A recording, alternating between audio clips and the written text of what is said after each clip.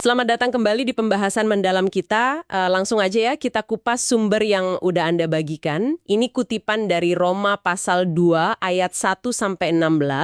Ada juga analisis teologisnya. Topiknya ini cukup berat ya, penghakiman Tuhan yang katanya adil buat semua orang.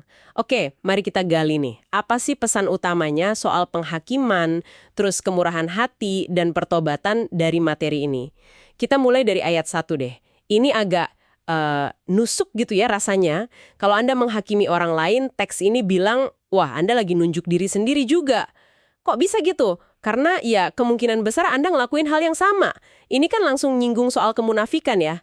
Terus ayat 2 bilang penghakiman Tuhan itu adil buat perbuatan macam itu.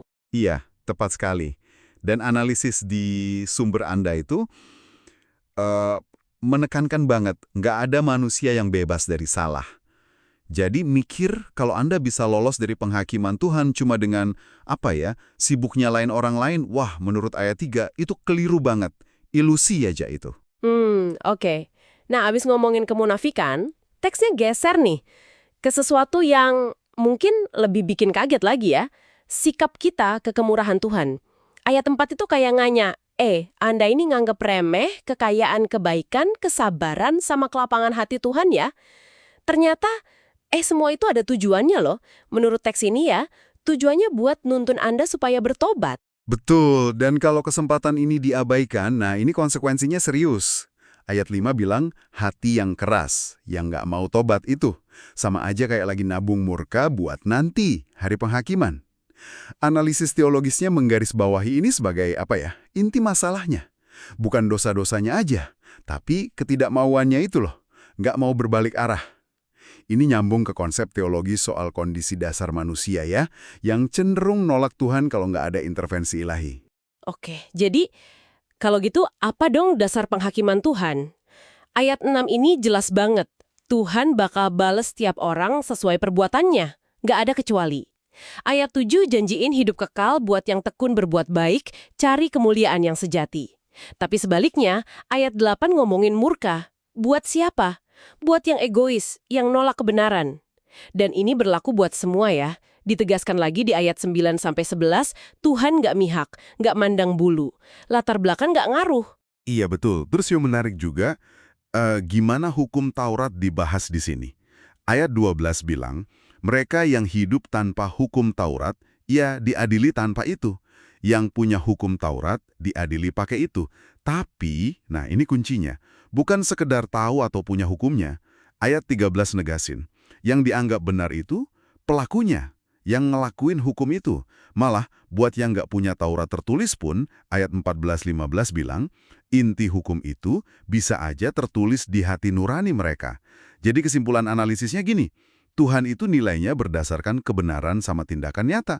Bukan status agama atau pengakuan di mulut aja. Nanti penghakiman akhir oleh Kristus, kata ayat 16, itu bakal ngebuka semua yang tersembunyi di hati. Wah.